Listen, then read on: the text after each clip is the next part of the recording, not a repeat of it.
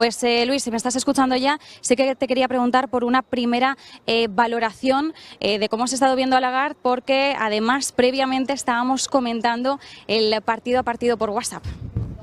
Sí, no, totalmente. Me parece muy significativo que no nos hayan dejado preguntar a España nada y luego cuando ha estado hablando del mercado laboral me ha sorprendido que ha dicho que en Europa hay pleno empleo mientras el mercado estadounidense está un poquito más calentito.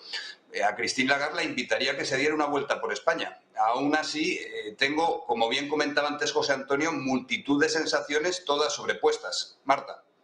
Multitud de sensaciones revueltas, claro, y eso te iba a preguntar precisamente, si nosotros estamos así, ¿cómo estarán los inversores, cómo estará el mercado en un momento en el que estábamos esperando sobre todo que Christine Lagarde saliera con más fuerza que nunca y consiguiera estabilizar las perspectivas, las expectativas que va descontando el mercado, que consiguiera aportar una confianza que creo, por nuestras caras, que se nos ha quedado como muy agridulce, ¿no? Sí, no, con fuerza ha salido sin duda, pero con una fuerza descomunal. Ha entrado dando un portazo, ha roto los cristales y yo ahora me cuesta mucho saber qué pensar.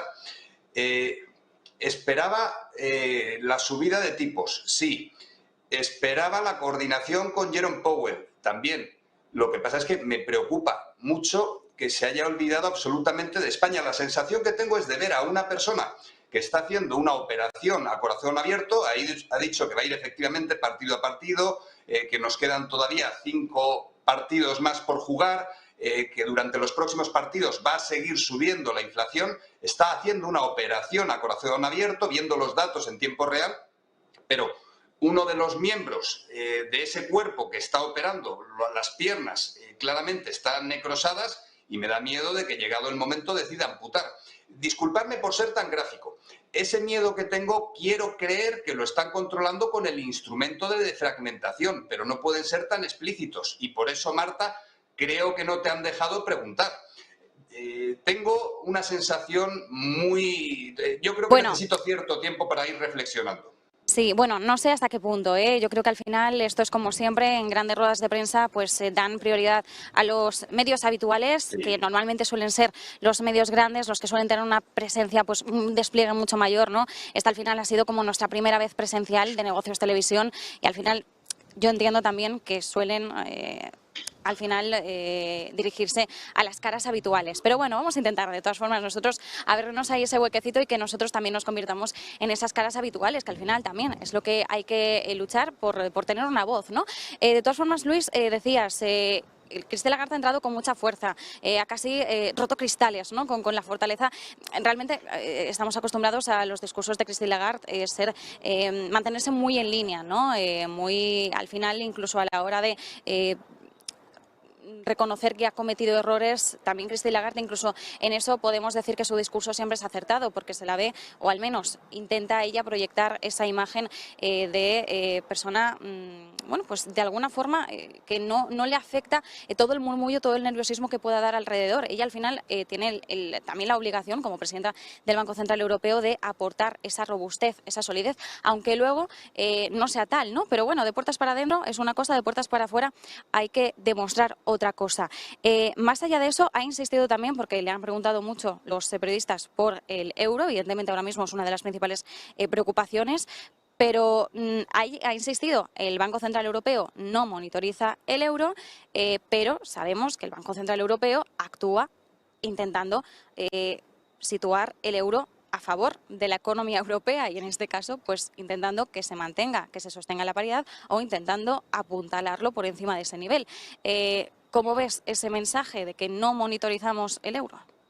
Sí, a ver, lo veo más con profundidad. Recordando anteriores discursos, como bien estabas comentando, Marta, antes insistía muchísimo en la política fiscal. Claramente han mirado a la Comisión Europea, a Ursula von der Leyen también. O sea, el objetivo del Banco Central Europeo es la estabilidad en los precios. Christine Lagarde lleva muchos años diciendo e insistiendo en que la política monetaria es limitada y la política monetaria sin el apoyo de la política fiscal no puede hacer nada. En ese sentido, el decir no monitoreo el euro quiere decir no todos los problemas tienen que ver con el Banco Central Europeo. Gran parte de los problemas tienen que ver con la Comisión Europea y también con los Estados miembros. La pelota creo que está en el tejado de los gobiernos. En el caso concreto de España, tenemos que hacer las reformas estructurales y si había alguna duda de que estas reformas hay que hacerlas sí o sí, con las subidas de tipos se ralentiza el consumo, aumenta la deuda, el gasto de deuda y la situación tanto presupuestaria como de las familias españolas se acerca al borde del precipicio. Por lo tanto, desde el Banco Central Europeo no monitorizan el euro. Quiere decir, nuestro rango de acción es limitado. Va a empezar a haber problemas, pero esos problemas ya no tienen tanto que ver con nosotros, sino serán problemas de déficit, serán problemas de deuda pública que se salgan de nuestro alcance, Marta. Luis, una cosa que quizás también nos preocupa es que al mercado le dé la sensación de que el Banco Central Europeo pueda estar dando palos de ciego, en el sentido de, bueno, pues vamos a ir incrementando los tipos de interés hasta que veamos, ¿no? Pero claro, la cosa es que aunque insiste Christine Lagarde en ir meeting by meeting, reunión tras reunión, en que evidentemente ellos dependen enteramente de los datos, ha dejado muy claro cuál es el escenario base, ha dicho que en el peor de los escenarios sí que veríamos una recesión en 2023, aunque ha remarcado que eso en el peor de los escenarios no está en su escenario central, pero claro, el Banco Central Europeo realmente en esa proyección que ahora mismo dibuja de subidas de tipos, que ha dicho, bueno, pues vamos a seguir así, entre 2 reuniones más como mínimo y 5 como máximo, realmente una vez se efectúe esa subida máxima, no sabemos cuál va a ser ese terminal rate y ella tampoco nos lo ha dicho en la rueda de prensa, luego el Banco Central Europeo en algún punto tendrá que normalizar la situación. ¿Están previendo ya en qué punto empezarían a tener que normalizar? Es decir, ¿están incrementando los tipos con la mirada puesta ya en, oye, que en algún punto va a haber que recortarlos? A ver, he comentado antes la metáfora de que es un cirujano operando a corazón abierto. Me gustaría pedir luego cuidado con el titular que me ponéis en YouTube, porque la siguiente metáfora, y con esa mezcla de sensaciones que tengo, es que también en algún momento puede ser una gallina sin cabeza. O sea, está corriendo sin saber muy bien qué hacer el Banco Central Europeo. O sea, tengo al final todos esos sentimientos dentro del cuerpo. Lo que ha dicho hoy es que va a haber 5 pasos más. Además, ha comentado que están mirando todos los datos. Yo personalmente no estoy ahí, no tengo los datos, no sé lo que está pasando y sí que tengo cierta incertidumbre en relación con la situación geopolítica que estamos viviendo. A mí, y uso el subjuntivo, si alguien pensara que lo que estamos haciendo es seguirle el paso a Estados Unidos, además seguir un paso retrasado, y que todo lo que estamos haciendo en Europa, más que favorecer a Europa, lo que está haciendo es favorecer los intereses de Estados Unidos, pues a mí tampoco me sorprendería que alguien pensara eso. Yo creo que la subida de tipos, pensando en España, es un error absoluto. Pensando en la situación que tenemos ahora en España. En España lo que necesitamos es que devalúen la peseta. Evidentemente no tenemos peseta y estamos en otra época. En ese sentido, que baje el euro no nos viene nada mal pensando en los servicios y pensando en las exportaciones. Y lo que tenemos que hacer desde Europa es fomentar una economía productiva. Sinceramente, y además cuando le han preguntado sobre el forecast, qué opina ella de las predicciones, ha dicho, pues básicamente no sé lo que va a pasar en el futuro.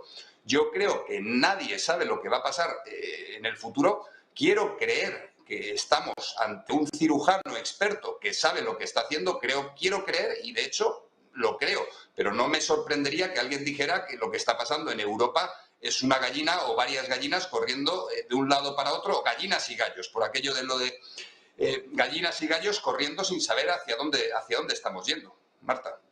Luis, una última cuestión. Decías, ¿no? Ahora mismo, pues por ejemplo, una economía como España, esta situación no nos beneficia para nada. Pero claro, ¿qué otra alternativa tiene el Banco Central Europeo si no es ahora proyectarse, ¿no?, en esa subida de tipos?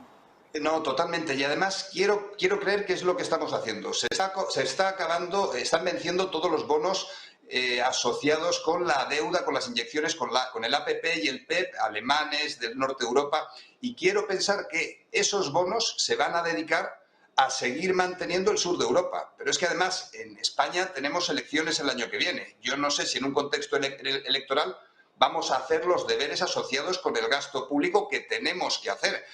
Es que me cuesta mucho pensar qué tiene que hacer Alemania. Yo creo que lo que han hecho es empezar a correr, han entrado con fuerza y y ya no nos queda más remedio que hacer las reformas estructurales que nos llevan años pidiendo. Y en este contexto, pues España va a sufrir y las economías, las familias más débiles, o hacen algo para adaptarse o sufrirán todavía más. Lo que pasa es que esas familias ya llevan sufriendo desde el 2008. Estamos en un contexto, Marta, muy complicado, y lo que sí que debería de hacer el Banco Central Europeo, pero que quiero creer que es lo que está haciendo, muchos datos, saber en tiempo real lo que está pasando y una política monetaria en tiempo real. A mí no me sorprendería tampoco, pero hoy no es el día indicado para decirlo, que en el cortísimo plazo viéramos cómo ante una emergencia haya que bajar los tipos de interés en algún sitio o, en su caso, inyecciones de liquidez en sectores o en países concretos, porque vienen tiempos muy complicados, Marta.